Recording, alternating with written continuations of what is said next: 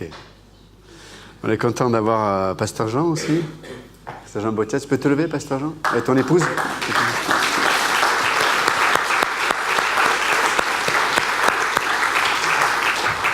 Dieu fait une belle œuvre en Espagne. Ils ont 2 églises à Barcelone. Et puis, il y a plusieurs églises aussi autour, Madrid, je crois. Jusqu'à Madrid, quoi. Puis, voilà. Donc, voilà, Dieu fait une belle œuvre là-bas. Donc, si vous voulez des renseignements, n'hésitez pas à voir Pasteur Jean après. Quoi que tu pars de suite ou tu restes un peu? Tu restes un petit peu. Ok. Merci Oleg encore. Beau message. Donc c'était un gâteau à la fraise. Par accident.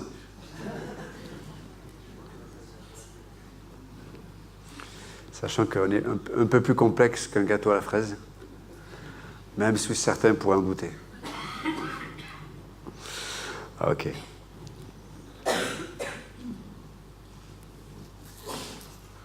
On va se lever, on va lire l'Écriture ensemble, s'il vous plaît. Genèse, chapitre 1, verset 26. Je vais faire un dernier commentaire ce matin sur ce passage, et puis on passera au chapitre 2 la semaine prochaine. Genèse, chapitre 1, verset 26. Puis Dieu dit, faisons l'homme à notre image, selon notre ressemblance, et qu'il domine sur les poissons de la mer, sur les oiseaux du ciel, sur le bétail, sur toute la terre et sur tous les reptiles qui rampent sur la terre. Dieu créa l'homme à son image, il le créa à l'image de Dieu, il créa l'homme et la femme. Dieu les bénit et Dieu leur dit, soyez féconds, multipliez, remplissez la terre et assujettissez-la. Et dominez sur les poissons de la mer, sur les oiseaux du ciel et sur tout animal qui se meut sur la terre. Et Dieu dit, voici, je vous donne toute herbe portant de la semence et qui est à la surface de toute la terre, et tout arbre ayant en lui du fruit d'arbre et portant de la semence. Ce sera votre nourriture. Et à tout animal de la terre, à tout oiseau du ciel, et à tout ce qui se meut sur la terre, ayant en soi un souffle de vie, je donne toute herbe verte pour nourriture. Et cela fut ainsi. Dieu vit tout ce qu'il avait fait, et voici, cela a été très bon. Ainsi il y eut un soir, il y eut un matin, ce fut le 6e jour. Père Céleste, te demandons de cette grâce de venir parler à nos cœurs ce matin et continuer de parler à nos cœurs. Je crois que tu as commencé. Tu connais nos vies, Seigneur, nos motivations, nos attentes ou notre manque d'attente peut-être ce matin. Peut-être on est venu ce matin avec un cœur brisé ce matin. Peut-être on est venu juste parce que c'est une habitude de venir. Peu importe notre état, nos motivations, peu importe nos pensées ce matin, te demandons cette grâce de venir nous saisir par ton esprit et ta parole notamment, là où on se trouve, Seigneur. Dans le bon nom de Jésus-Christ, nous prions. Amen. Vous pouvez vous asseoir, merci. Ce matin, je voudrais souligner un principe qui est lié notamment avec le verset 26. Et on en a parlé notamment avec les enfants à l'école chrétienne, parce que j'ai l'occasion d'enseigner 2 fois, 2 matinées. Et on a parlé avec les enfants sur le fait que Dieu, à l'origine, nous avait créés à sa ressemblance et que, effectivement, à cause du péché, la ressemblance de Dieu en nous a été distordue. Et donc, lorsqu'on a été créé à l'image de Dieu, nous avions été créés pour représenter Dieu sur toute la création. Et pour le dire autrement, nous avions reçu un mandat avec une provision, dont on en a parlé la semaine dernière, pour refléter la nature de Dieu qui est de servir même la création. Parce que l'homme, en dominant la création, ce n'était pas une domination qui était écrasante, ce n'était pas une domination qui étouffait. Au contraire, la façon dont Dieu avait demandé à l'homme de gérer la terre était de créer un environnement pour que cette dernière puisse s'accroître, puisse prendre vie, se multiplier. Donc on peut voir que la domination dont l'homme devait exprimer sur la création était une domination qui était servir, manifester une facette de Dieu qui est servir. Malheureusement, comme on le disait tout à l'heure, à cause du péché, cette facette de Dieu, cette ressemblance envers Dieu a été tordue. Alors on peut voir aujourd'hui, on est dans un monde, il y a beaucoup d'humanisme, il y a beaucoup d'associations, il y a beaucoup de choses. On voit que l'homme essaie de...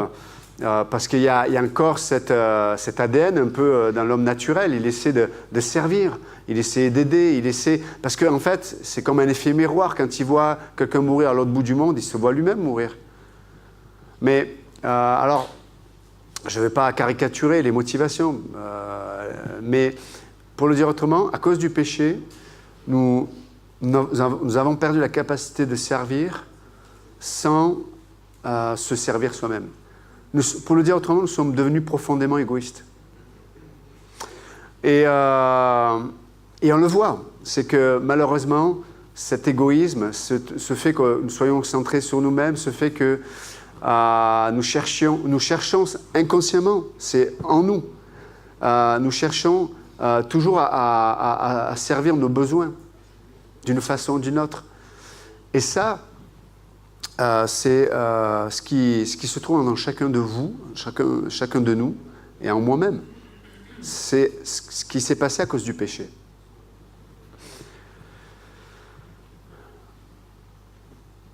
La Bible dit que Jésus-Christ est l'empreinte du Dieu vivant. Il est la manifestation physique de ce Dieu qui est esprit. Dieu s'est fait homme. Et il a marché parmi les hommes.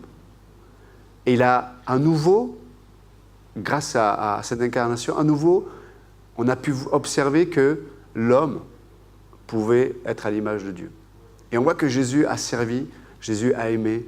Et puis, on voit, on va dire, en finalité, Jésus s'est donné. Jésus s'est donné.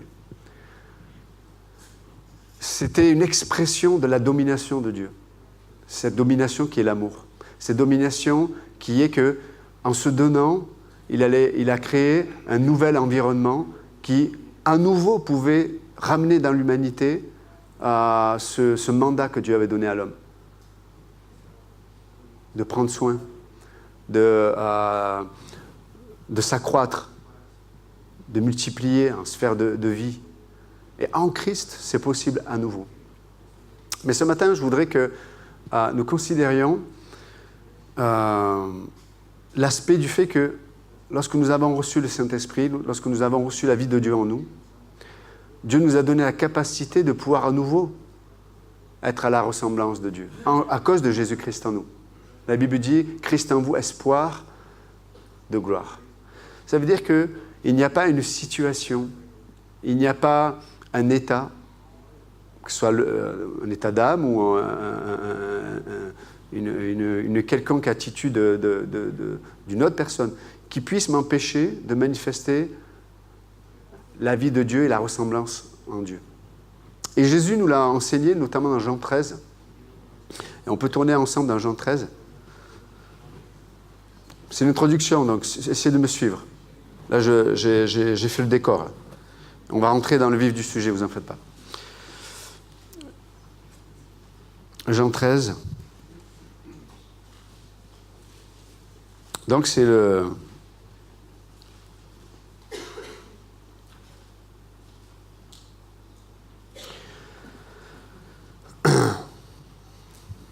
Verset 3. Donc c'est le dernier moment, c'est le dernier repas que Jésus va passer à ses disciples. C'est à ce moment-là que Jésus veut léguer et dire les choses qui sont les plus importantes. Donc il va parler de la Sainte Seine. Et puis là, il va manifester quelque chose, il va montrer quelque chose d'assez exceptionnel. Et puis là, il dit au verset 3, « Jésus, qui savait que le Père avait remis toutes choses entre ses mains, qu'il était venu de Dieu et qu'il s'en allait à Dieu, se leva de table, ôta ses vêtements et prit un linge dont il se ceignit. Ensuite, il versa de l'eau dans un bassin, il se mit à laver les pieds des disciples et à les essuyer avec le linge dont il était ceint. » Verset 6. Il vint donc à Simon-Pierre et Pierre lui dit « Toi, Seigneur, tu me laves les pieds ?» Jésus lui répondit « Ce que je fais, tu ne le comprends pas maintenant, mais tu le comprendras bientôt. » Pierre lui dit « Non, jamais tu me laveras les pieds. » Jésus lui répondit « Si je ne te lave, tu n'auras point de part avec moi. Simon-Pierre dit, Seigneur, non seulement les pieds, mais encore les mains et la tête. Jésus lui dit, celui qui est lavé n'a besoin que de se laver les pieds pour être entièrement pur, et vous êtes purs, mais non pas tous. Car il connaissait celui qui le livrait. C'est pourquoi il dit, vous n'êtes pas tous purs. Donc dans ce passage, donc, vous imaginez, c'est le dernier moment, c'est les dernières heures.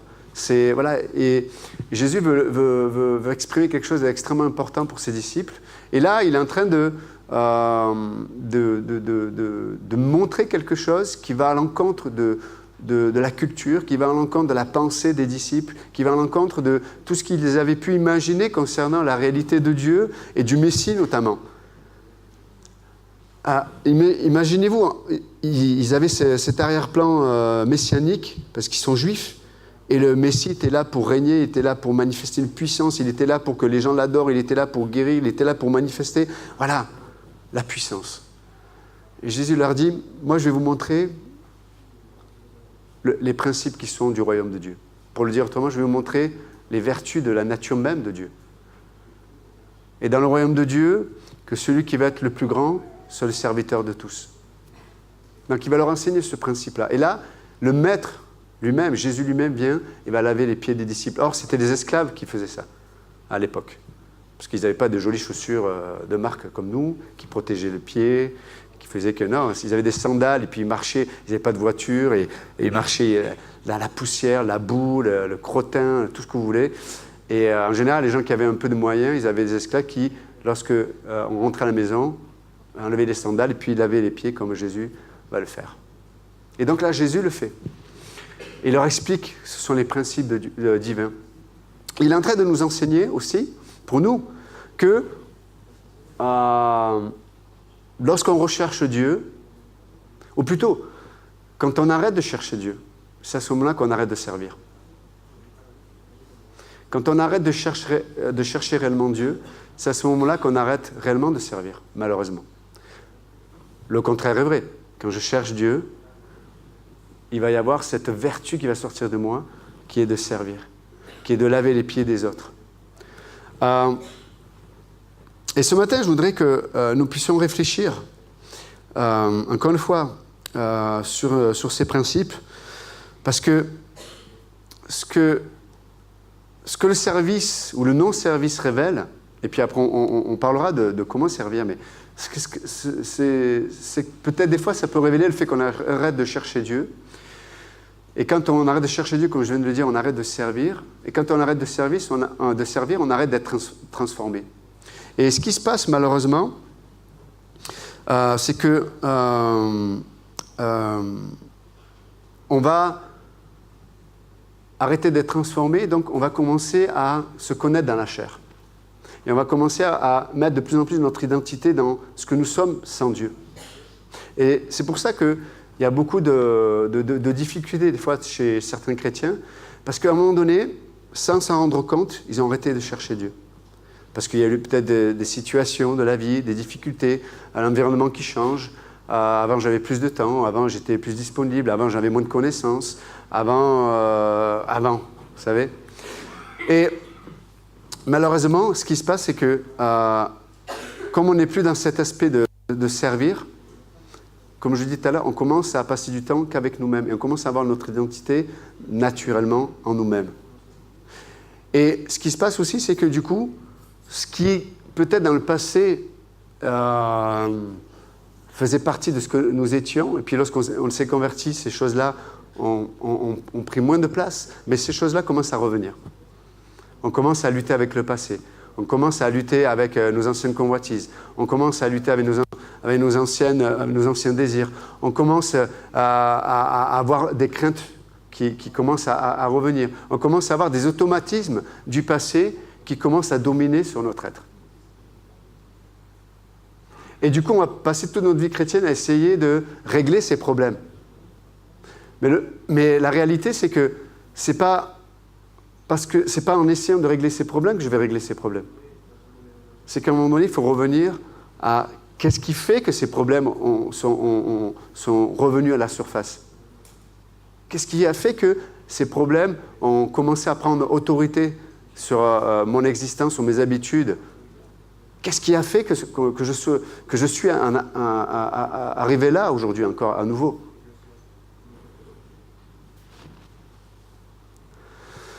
Peut-être je peux me dire, oui, mais je continue de chercher Dieu, je lis toujours la Bible, je prie, je viens à l'église le dimanche. Oui, mais peut-être que ce ne sont pas forcément des signes d'un cœur qui cherche Dieu. Vous savez, l'homme religieux, il y a des milliards de gens aujourd'hui qui cherchent Dieu. Mais peut-être qu'ils cherchent Dieu à leur façon. Et vous savez, quand on devient religieux, on sert, mais avec nos propres conditions. On sert avec nos propres conditions. Je peux aimer ma femme selon l'Écriture, mais de façon religieuse. C'est-à-dire que j'ai mes propres conditions. Et quand les conditions ne sont plus réunies, je vais arrêter de t'aimer. Je peux venir servir dans l'église avec mes propres conditions. Et si les conditions ne sont plus réunies, je vais commencer à réagir, à râler. Mais parce qu'en fait, dès le départ, c'est pas que le problème, c'est que mon service ne reflétait pas la nature de Dieu, mais peut-être mon service va refléter ma religiosité. Vous savez, Dieu nous appelle à servir pour que nous puissions connaître celui qui vit en nous. Vous entendez ce matin? Dieu nous propose de servir pour que nous puissions connaître celui qui vit en nous. C'est pour ça que Dieu nous a donné des dons spirituels et des talents même, afin que nous puissions servir, afin de découvrir celui qui vit en nous.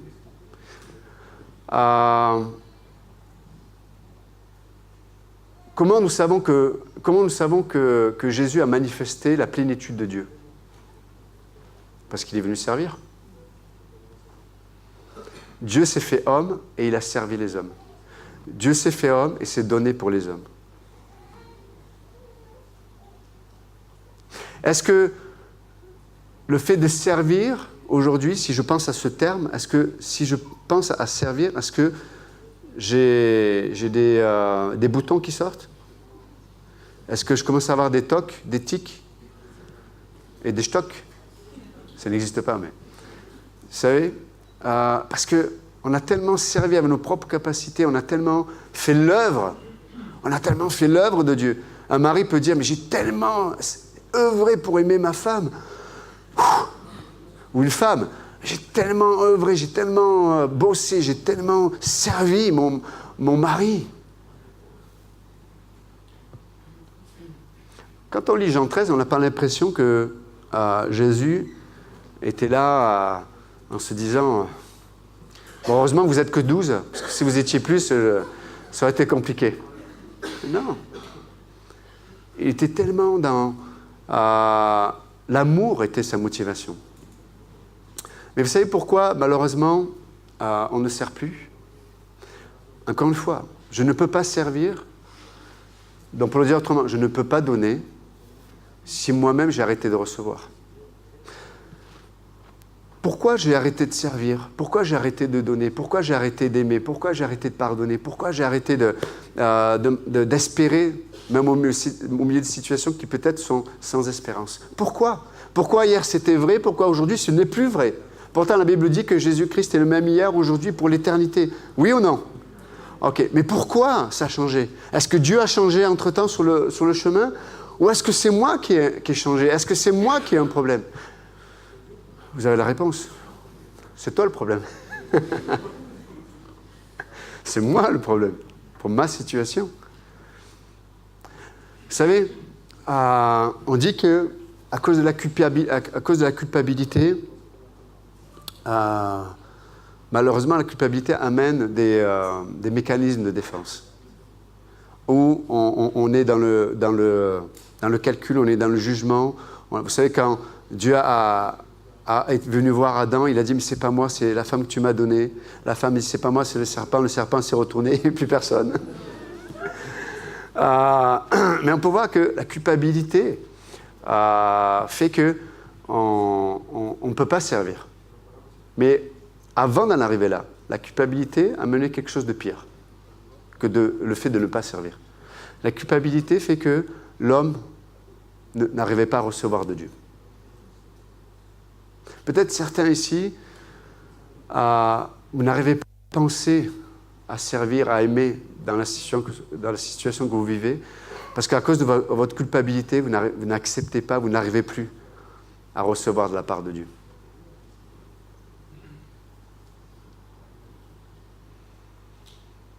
Parce que c'est en nous de penser que je ne suis pas en état pour mériter de recevoir. Je ne suis pas en état pour être aimé. Je ne suis pas en état pour... Mais Dieu dit, mais tu ne l'as jamais été. Et jamais tu ne le seras.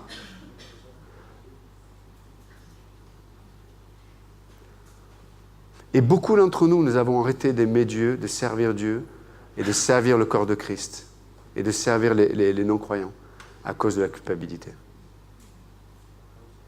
Et le diable et le péché nous a enfermés. Et on se trouve enfermés dans une sphère, une bulle, où notre monde est tellement restreint, est tellement petit. On est enfermé dans quelque chose où la moindre goutte non attendue fait déborder le vase, à cause de la culpabilité.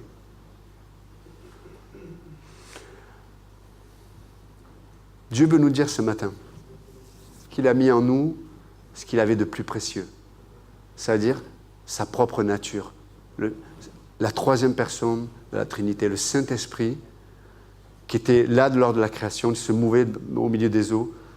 Il était là lors de la crucifixion. C'est lui qui a ressuscité le Christ. Cet esprit-là habite en toi. Cet esprit-là habite en moi. Et vous êtes d'accord que ce n'est pas normal que cet esprit ne se manifeste pas? Ce n'est pas normal que cet esprit ne puisse pas faire que la vie qu'il est, parce qu'il est Dieu, ne se montre pas dans notre être intérieur. Mais encore une fois, pourquoi? Pas parce que vous ne travaillez pas assez. Pas parce que vous le méritez. Vous ne faites pas ce qu'il faut pour le mériter. Non. Encore une fois, je le répète, la culpabilité. La culpabilité, qui fait qu'on est centré sur soi. On est centré sur ce qu'on a raté. On est centré sur ce qu'on aurait dû faire. On est centré sur ce qu'on aurait dû dire. On est centré sur le passé, ce qu'on nous... C'est terrible. Et quand Dieu dit, mais je t'aime d'un amour éternel, et ma bonté envers toi ne cessera jamais. On dit, Seigneur, reviens plus tard. Je ne suis pas prêt. Je ne suis pas prêt. Et on se retrouve seul avec nous-mêmes dans la situation. Et au lieu de connaître Dieu dans la situation, on se connaît soi-même dans la situation. Et du coup, encore une fois, c'est mon tempérament qui va de plus en plus prendre de place. C'est mes raisonnements naturels qui vont prendre de plus en plus de place. C'est mes blessures qui vont revenir, mais non pas comme avant. Ça va venir pire qu'avant. Parce que la lumière que Dieu a placée dans ta vie a élargi ton âme. Et cette place qui avait été prise par Dieu, qui avait été illuminée par Dieu, aujourd'hui, c'est des ténèbres peut-être qui vont prendre la place. Dieu veut nous dire ce matin, ne laisse pas la culpabilité t'empêcher de recevoir mon amour. N'attends pas qu'il y ait un environnement, n'attends pas qu'il y ait une situation, n'attends pas que tu sois à la hauteur, n'attends pas que tu sois pur, assez saint. N'attends pas que ceci ou cela dans ma vie soit plus là pour... Non, c'est maintenant que Dieu... On peut éteindre ce téléphone ou je ne sais pas quoi? C'est gentil. N'attendons pas qu'il y ait une situation en nous ou à l'extérieur de nous qui soit favorable. Non, c'est maintenant que Dieu dit qu'il t'aime. C'est maintenant que Dieu dit « J'ai payé par le sang de mon Fils Jésus-Christ ». Alors c'est vrai que c'est difficile de savoir si on vit... Parce que des fois la culpabilité, elle n'est pas consciente, elle est inconsciente. Il y a comme une barrière en nous qui... Non. Et encore une fois, n'oubliez pas, ce que je ne peux pas recevoir de Dieu, je vais le chercher ailleurs. Et donc vous avez des pathologies, des gens qui commencent à idolâtrer une relation. Sans elle, je ne pourrais pas vivre. Sans lui, je ne pourrais pas vivre. Sans ceci, je ne pourrais pas vivre. Ouais, mais là, tu es malade quand tu penses comme ça. Militairement, là, tu deviens malade. Et le monde est rempli de malades. Et le monde est rempli de malades. Et c'est triste. Parce que le monde se dit libre, mais tout le monde est esclave. De lui, de elle. Et puis après, quand les gens se séparent, quand les gens divorcent, c'est terrible. C'est terrible. Et donc Dieu veut nous dire ce matin qu'il a enlevé le linge qui était sur lui et qu'il a lavé les pieds des disciples. Est-ce que ce matin, je suis prêt à laisser Dieu laver mes pieds? Et mes pieds sont sales parce que j'ai péché. Mes pieds sont sales parce que j'ai péché peut-être contre certains ici. Peut-être j'ai peut-être pas aimé comme j'aurais dû aimer. Peut-être j'ai pas réagi comme j'aurais dû réagir. Nos pieds se salissent de tellement de façons, c'est vrai ou pas? Des fois, Dieu nous appelle à servir l'autre, mais peut-être que l'autre a les pieds seuls parce qu'il a sali ses pieds avec moi. Peut-être il m'a pas considéré, peut-être il m'a insulté, peut-être il m'a méprisé, peut-être il n'a pas eu l'attitude qu'il aurait dû avoir. Mais est-ce que, encore une fois, je dis, on a reçu l'Esprit de Dieu et on peut manifester la nature de Dieu. Et ce n'est pas naturel, mes amis. Ce n'est pas naturel du tout. Vous savez, quand je me juge, c'est là où devient la culpabilité. Quand je me juge, je ne peux pas recevoir l'amour. Mais de la même façon, quand je juge l'autre, je ne peux pas l'aimer. Jésus le dira à sa femme, il le dira à sa façon, il va dire, mais comment... Toi qui as une poudre dans ton œil, pourquoi tu juges ton frère qui a une paille dans son œil? Et combien d'entre nous, on vit dans la frustration, dans la colère, dans l'amertume, parce que y a tellement de paille dans l'Église. Il y a tellement de yeux, des yeux partout, mais il y a tellement de paille dans ces yeux-là. Je ne supporte plus. Je ne supporte plus de voir la paille. Mais quand tu vois la paille qui est dans l'œil de ton frère, ça veut dire que déjà tu ne vois pas la poudre qui est dans la tienne, et ça veut dire que tu ne sais pas ce que c'est que d'être aimé par Dieu. Parce que quand tu es occupé avec l'amour de Dieu pour toi, tu n'es pas occupé par la paille qui se trouve dans l'œil de ton frère. Vous comprenez? Et combien d'entre nous on a pris une habitude de critiquer? On critique. T'as vu la couleur des portes de l'église? T'as vu la cravate du pasteur? Il aurait pu chanter à la chorale. Il est habillé comme les chanteurs de la chorale. T'as vu comme... et à l'école, t'as vu comme un souci. Et à l'institut biblique, t'as vu comme cela. Et Dieu dit, mais...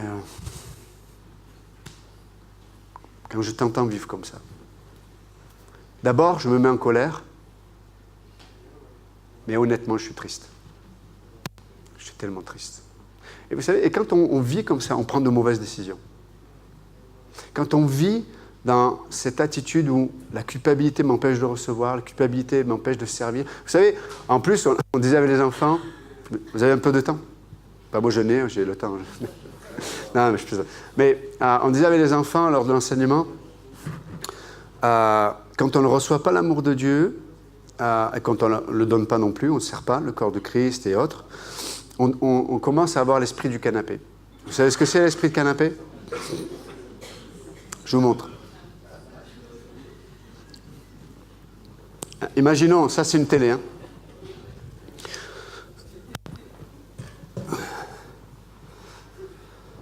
Et tu vas le passer le ballon à gauche, mais il est nul, c'est pas joué, c'est stupide. Avec tout le million qui gagne. Et on commence à...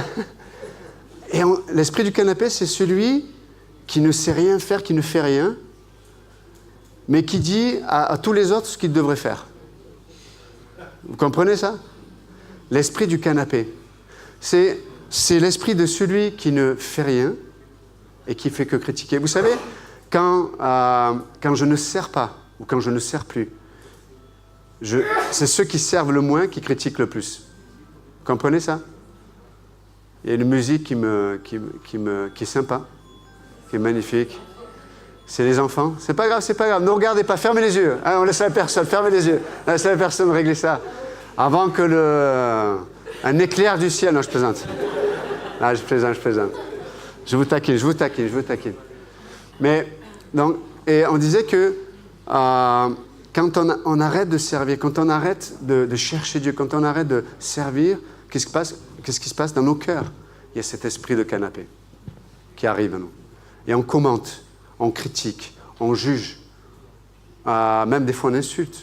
Il y a des gens qui sont même grossiers. Parce que c'est ceux qui font le moins qui en parlent le plus. C'est vrai. Qu'au milieu de nous, frères et sœurs, ce ne soit pas ainsi.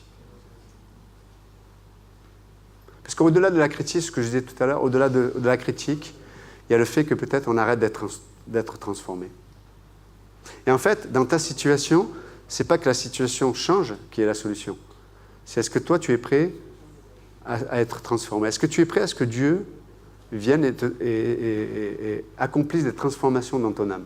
Vous savez, nous, on aimerait, encore une fois, dans l'esprit du canapé, être assis dans notre canapé et que tout ce qu'on aurait tellement imaginé, tous nos besoins, on aimerait que toutes les situations s'arrangent et que Dieu, alors que je suis sur mon canapé en train de juger, critiquer, penser comme j'ai envie de penser parce que je suis un libre penseur, esclave de mes pensées, parce que regarde les fruits que ça porte. Et on aimerait tellement que Dieu vienne et nous serve dans cet état-là.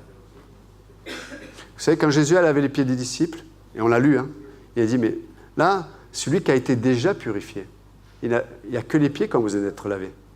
Parce qu'il parle de la purification, il parle de la nouvelle identité.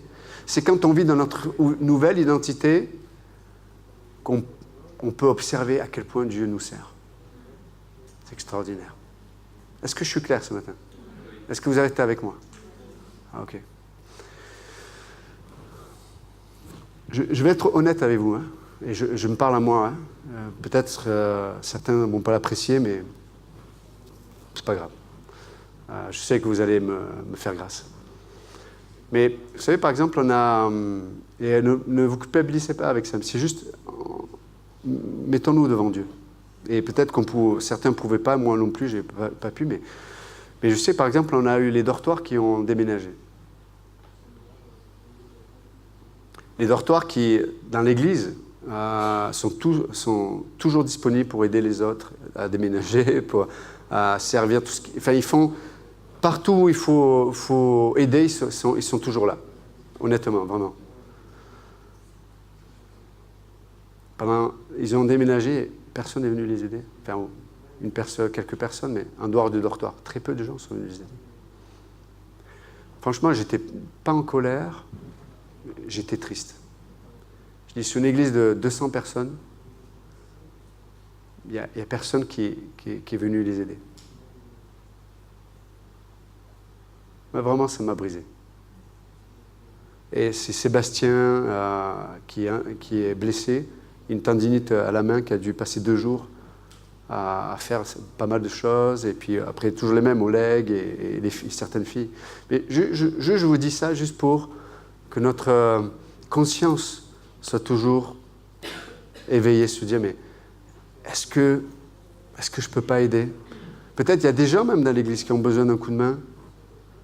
Et est-ce que j'aurais pas du temps? Ouais, mais ça ne m'arrange pas. Ouais, mes amis, quand on pense comme ça, on ne servira jamais. Ça ne m'arrange jamais de servir. C'est vrai ou pas? Ça ne m'arrange jamais. Est-ce que ça a arrangé Jésus de venir sur terre et de mourir? Je ne crois pas. Mais je vous donne cet exemple-là juste parce que dans mon cœur, je sais que quand il y a ce service, il y a de la transformation, il y a des guérisons. Encore une fois, je disais, mais quand tu sers, parce que tu acceptes l'amour de Dieu pour ta vie, et tu ne vis pas par la culpabilité, parce qu'il y a des gens qui pourraient, la semaine prochaine, s'il y a un déménagement, je crois qu'il y en a un, mais certains pourraient venir, mais motivés par la culpabilité. Ce n'est pas la bonne façon de venir servir. De toute façon, quand on a la mauvaise motivation, on a la mauvaise attitude. Si je viens dans la mauvaise motivation, j'ai la mauvaise attitude, donc je vais râler. Ah, ça je fais pas, ça... la personne n'a pas commencé, qu'elle aura déjà sa montre en disant « Bon, je vais bientôt partir. Viens pas, à la limite, reste chez toi, prie, fais ce que tu veux, regarde la télé, un match de foot, et fais ce que tu veux. » Mais ce que je veux dire par là, c'est que vraiment Dieu désire tellement que son peuple soit transformé. Et Jésus nous le dit, moi ce que je vous laisse, c'est ça. Ce que je vous laisse, c'est ça. C'est que vous arriviez et que vous puissiez enlever les chaussures et laver les pieds des uns et des autres. Encore une fois, ça ne va jamais vous arranger, ça ne va jamais m'arranger. Par contre, je vais être transformé. Parce que je vais découvrir Christ en moi. Quand je vis que pour moi, j'ai un esprit de consommation. Je viens à l'église, je dis, bon, qu'est-ce qu'ils m'ont préparé de bon aujourd'hui? Et c'est bien, c'est qu'au moins vous attendez à quelque chose de bien, c'est bon. Mais des fois, je viens à l'église, je dis, mais qu'est-ce qu'ils vont faire pour moi? Et c'est une partie, et c'est bien de penser comme ça. Mais on peut grandir et se dire, mais qu'est-ce que je peux faire? Moi, pour eux. Qu'est-ce que je peux faire moi pour mon frère, pour ma sœur? Vous savez, c'est une vie difficile que de vivre que pour soi, parce que tout va tourner autour de nous. Si les gens ne vous appellent pas, je vais vous donner une solution. Écoutez bien, ça va changer vos vies. Appelez-les. Même si le pasteur ne vous appelle pas, ben il est nul ce pasteur, il ne m'appelle pas. Moi, tu imagines, moi, il ne m'appelle pas à moi. Je vous demande pardon si je ne vous ai pas appelé, mais vous pouvez faire une chose extraordinaire. Parce qu'il existe, c'est fou, hein. Il existe des appareils et tu peux appeler des gens qui ne sont pas... C'est extraordinaire. Tu prends, hop, et même s'ils sont dans l'autre bout du monde, tu peux c'est incroyable. Donc si le pasteur qui ne fait pas ce qu'il devrait faire ne vous appelle pas, vous savez quoi? Appelez-le. Et il y en a qui le font. On me dit, ça va, pasteur? Je dis oui. Des fois, je dis, non, ça va pas. Non, ça va pas. Et juste, on s'édifie, on s'encourage. Et vous comprenez ce que je veux dire? Je ne suis pas en train de vous remonter les bottes à la personne ce matin. Ce n'est pas l'état d'esprit. Hein. Si vous le prenez comme ça, je vous demande pardon. Ce n'est pas du tout l'état d'esprit. Mais c'est juste pour dire, de chercher Dieu nous amène à servir. À servir, ça nous amène à se connaître en Christ, à être transformés. Et vous savez, quand nous sommes transformés, on revient à la provision de la semaine dernière. Mais nos yeux vont s'ouvrir sur des solutions. Je peux finir avec une blague? Non, c'est misogyne, Non. Déjà, là, je me suis mis plein de gens à dos, alors là... Une blague? Est-ce que, mesdames, vraiment, c'est une blague, hein? C'est pas vrai. Un couple... Non, c'est juste... Il y a 3 femmes. Une blonde, toujours pareil, hein, une brune et une rousse. Et elles doivent traverser un torrent. Et dans le torrent, il y a des crocodiles. Et elles se disent, waouh, comment on peut faire? C'est pas possible. Et alors peut-être je mélange 2 histoires, je sais plus.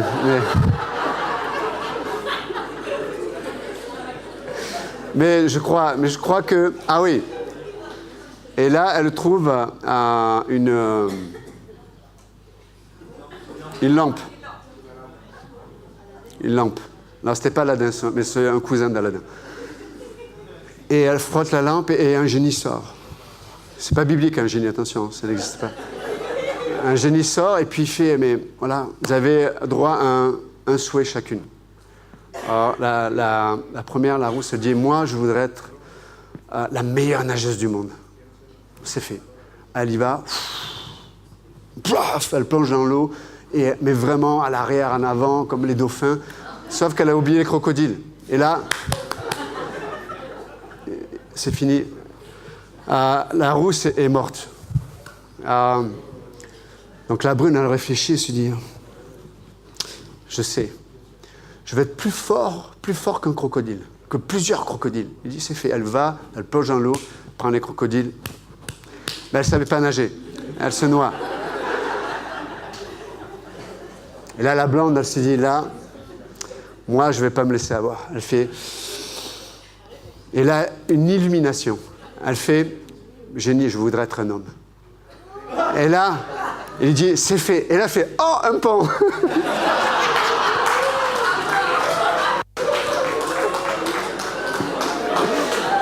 Ok. Non, mais vous n'êtes pas honnête, hein, je vous ai prévenu avant. Hein. Alors, non, juste pour...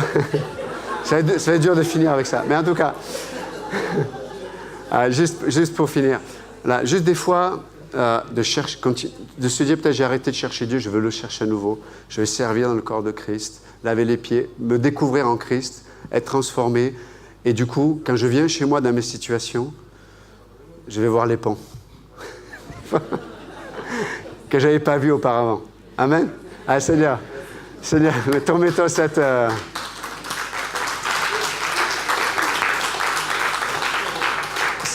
Seigneur, te remettons ce message que ce qui venait de toi, Seigneur, puisse rester dans les cœurs. Je te remercie pour ta grâce, pour ta vie aussi. Je sais que tu es rempli d'humour, Seigneur. De sainteté, mais aussi rempli de vie, d'humour et de joie. Donc, merci encore de nous aider à être ces hommes et ces femmes, à cause du Saint-Esprit, ta parole, qui manifeste ta nature. On veut pas que la culpabilité nous empêche de recevoir ton amour.